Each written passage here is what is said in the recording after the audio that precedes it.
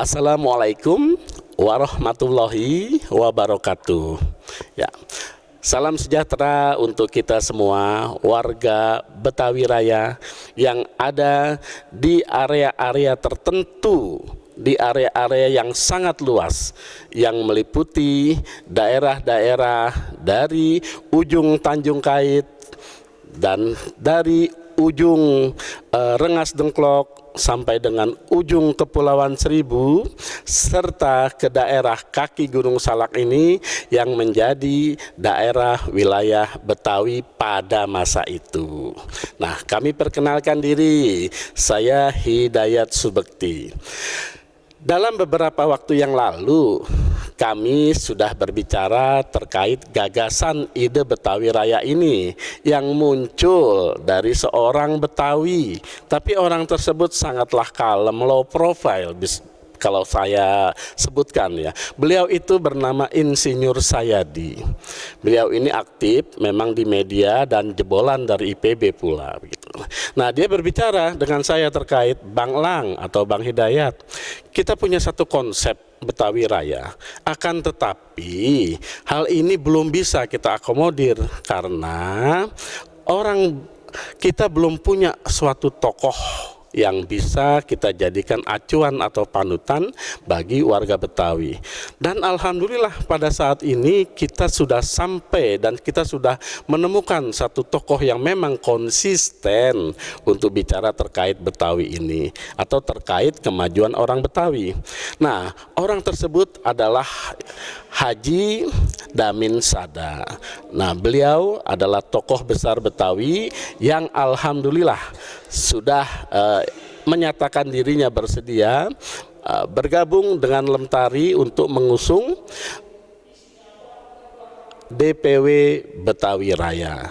Dan untuk hal tersebut, Bapak-bapak sekalian semua sudah melihat dalam beberapa cuplikan rilis dari kegiatan-kegiatan Lemtari ketika ada acara Musdatnas di gedung MPR RI pada waktu-waktu yang lalu. Nah, di sana beliau sudah dilantik secara simbolis oleh Ketum Lemtari Bapak Suhaili Hussein Datuk Mudo. Jadi itulah konsep untuk Betawi Raya ini sudah kita mulai. Nah, menurut aturan negara, suatu etnis hukum itu diakui oleh suatu negara A dengan mempunyai apa? Dengan mempunyai 4 buah kondisi. Ya, satu adalah ada wilayah adatnya, atau kita sebut adalah peta wilayah adat. Dan yang kedua adalah tokoh-tokoh adatnya. Yang ketiga ada masyarakat adatnya. Dan 4 berlakunya hukum adat tersebut di wilayah tersebut.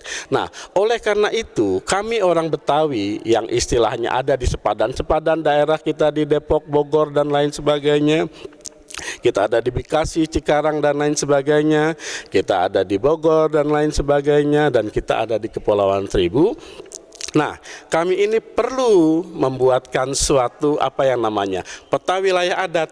Dan peta wilayah adat kita ini nantinya akan kita sepakati dengan beberapa gubernur yang pada saat ini memang menempati wilayah-wilayah tersebut.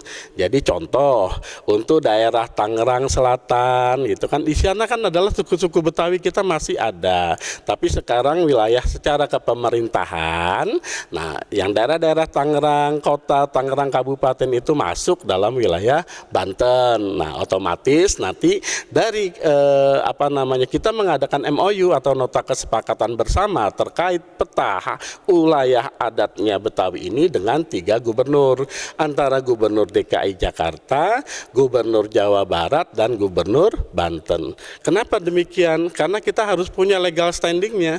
Poinnya titik kita di mana? Kita tidak berpikir secara yang lain-lain, tidak, ini bahwa orang Betawi ada di wilayah mereka begitu. Jadi kita minta pengakuan saja, begitu istilahnya.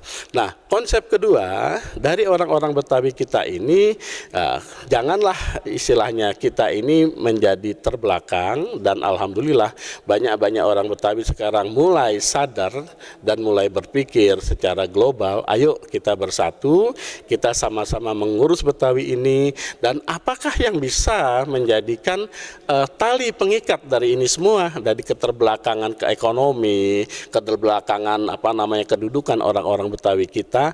Nah, inilah orang Betawi ini nanti, ya kan, ini kan sekarang kita miris Pak, berdasarkan dari data yang ada di beberapa istilahnya media-media terkait dengan berita dari Biro Pusat Statistik atau Badan Pusat Statistik, bahwa warga Betawi kita ini sekarang tinggal 24% Pak di Jakarta. Ini kan miris sekali, berbeda sekali dengan warga Jawa yang ada di Betawi kita ini atau ada di DKI ini, mereka ada 35% gitu loh. Nah, inilah kami ingin menerapkan hukum adat atau menerapkan aturan adat Betawi seperti apa. Nah, ini kan tidak sekonyong-konyong kita membuat satu peraturan adat daerah Betawi, tidak bisa begitu. Jadi kita buat dulu legal standing terkait pengakuan bahwa ada peta wilayah adat Betawi. Yang kedua, ada pemangku adat Betawi atau raja-raja Betawi yang masih hidup atau juriat-juriatnya nanti akan kita koordinasikan. Itu sebagai pemimpin Betawi. Yang ketiga, ada masyarakat adat Betawinya. Ini sudah pasti kita ini adalah masyarakat adat Betawi yang tersisa. Makanya kan dalam film Sidul kan si Mandra kan bilang gitu kan, kita ini kayak orang primitif Dul, katanya kan begitu. Nah, hal-hal yang seperti ini menjadi konsentrasi kita ke depan. Alhamdulillah Babe Damin Sada kita mendukung hal ini semua. Makanya ini menjadi starting point, menjadi titik awal langkah kita bagaimana kita untuk menyatukan Betawi kita. Jadi kita tidak memandang atau tidak mempermasalahkan bahwa orang Betawi kita tinggal di Bogor, orang-orang Betawi kita tinggal di di Cikarang, tinggal di Tangerang, tidak masalah. Selama mereka dia menjadi suku Betawi dan ada di wilayah-wilayah manapun, nah kewajiban kami sebagai dari Betawi Raya yang mengatur hukum adat kita orang-orang Betawi, kami harus memintakan pengakuan daripada lembaga-lembaga, institusi-institusi pemerintahan terkait bahwa ada orang Betawi yang tinggal di wilayah mereka. Begitu, terima kasih atas kesempatan yang diberikan kepada kami untuk memaparkan, untuk memperkenalkan Betawi Raya. Wassalamualaikum warahmatullahi wabarakatuh.